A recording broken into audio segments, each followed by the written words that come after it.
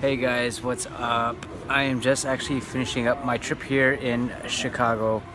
It's come to an end, but it's been one of the most amazing weeks that I had. Super chill, super refreshed, and found it easy and yet difficult to keep my diet in a certain way, or to keep it keto to be more accurate. But what I did find out, what I did do was I was able just to keep low carb. Because coming from low carb and going into keto seems more of an easier transition than coming from a carbohydrate filled diet. So it seems like the body was able to transition a little bit easier on that. I'm here at OHare and it's crazy weather. It's raining, it's going. New York is pretty crazy. All these people that are getting off the plane were delayed about 3.5 hours. So our plane just landed to New York, but we were supposed to leave here at 8:39 p.m. and we won't be able to leave till 2 in the morning. So another 2 hours plus the change. I think we're gonna land in New York or at JFK at 5 in the morning. So I'm supposed to be there at midnight. I won't be able to get at 5 in the morning, and I'm still trying to sort it out. Anyhow, some things that were kind of amazing about the trip that I did have. It was just a week full of just music, and it was cool.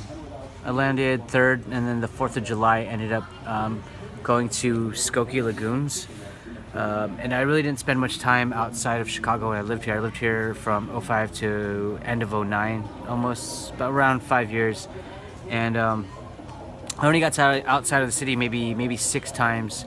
I went to Schaumburg twice because I had friends that wanted to go shopping at IKEA. But I finally got my legs out, stretched outside the city. This time around we went to Skokie Lagoons, and while we were up there, my friend was telling me that they wanted to go to Summerfest. So I ended up going to Summerfest over in Milwaukee. That's where I saw my homie Jeshua, and I got to see a band that I really wanted to see. I saw Death from Above 1979, which I didn't get a chance to see since they broke up a while back. So they've been together for, I'm not sure for how long, but the opportunity presented itself, and that's what we did. Went to Milwaukee, beautiful city. Never had a chance to actually spend much more time out there. Let me see. A few days later, I was going to head to Indiana last Saturday, which is like July the 6th or 7th. I can't remember. 9th, I think it was. 8th. July the 8th. Never had a chance to make it out there. But I ended up staying. And that day I saw that Passion Pit was playing the Taste of Chicago of all places. And Taste of Chicago has really changed than it was like maybe how it was about 6 years ago. It just seemed like it had all the food that you could basically get at the airport. But now they've changed. It's very diverse. And it was kind of awesome. Look, I wasn't eating that much. I was actually kind of doing some intermittent fasting. So I've been doing that basically throughout the day, eating relatively late. And I found out that if I did just my food later, it just helped me kind of sleep. So there's some things that I was doing. Other than that, yeah, I don't know what else there was. Yeah, I know exactly. So I saw Passion Pit right then that day, and I saw that Jesse De La Pena, who one of my favorite Chicago DJs, just a tastemaker in his sets, was posted something about DJ Shadow playing. So after I saw Passion Pit, I headed over to Park West and saw DJ Shadow do his 20th anniversary, I guess, from his first show in Chicago at that venue.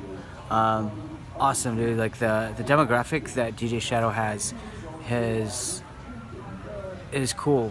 It's really a diverse crowd, really diverse, different ethnicities, different ages, but ultimately a lot of people who love music.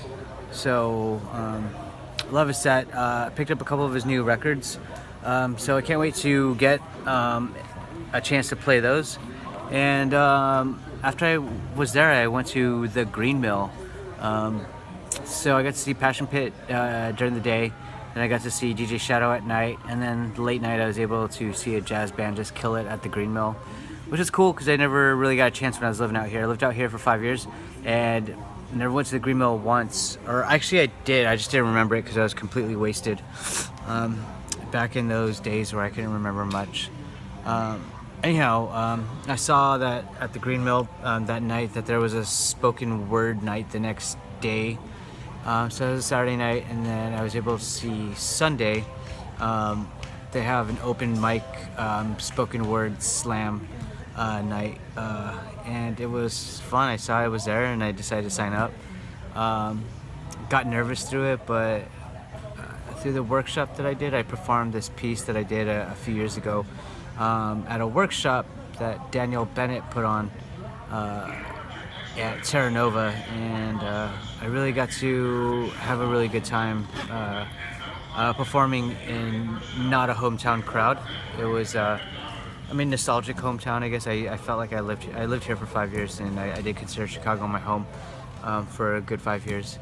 But able to perform in people I didn't know, didn't have anyone I knew in the crowd, and it was cool being in a room where people are willing to receive what you're gonna say, and it was just a completely quiet room where you could almost drop a pin, and it was welcoming. I was able to perform the piece, and it was good. So those are the highlights, I guess, that I had here in Chicago. I had a couple perfect moments. Although life isn't perfect and things don't line up, it was just a very flowing type of thing. I got to drive around, look at a few neighborhoods with a friend. Liz, thank you for showing me around and showing me the conservatory. That was rad. And just having dinner with the Heffrons and Alessandra, it was really cool. I used to work in this neighborhood called River North, basically in the downtown part, just of the river, literally north of the river, and had dinner by the river, and that was like one of the things that I never got to do. So it was kind of cool coming back to Chicago for this 1 week, and I was able to do things I didn't get to do. But I went to my friend's steakhouse I was working at, and I ordered a ribeye steak. I haven't ordered a ribeye steak since I think I was in London for, I think it was like 10-pound ribeye night over when we were doing pop-ups with Chateau Marmot with Chef Laurent, and yeah, man, I literally think that was the last time I ordered a ribeye for myself, and ordered a prime bone-in ribeye at Chicago Cut Steakhouse, and that was the biggest piece of meat I've eaten, I think, in like 3 years, maybe. I don't know. Anyhow, so that was not, 80% fat, moderate protein, and a little bit of carbohydrates. That was just low carb, way too much protein, and I don't know. I have a fear of gluconeogenesis, or maybe my body's gonna want to burn. I don't know. Anyhow, stuck at the airport. I ate a couple avocados. I ate at Publican. Had some chicharrones and some pork. A pork duck rillette. It's a rillette that they had, a potted rillette, which is freaking fantastic.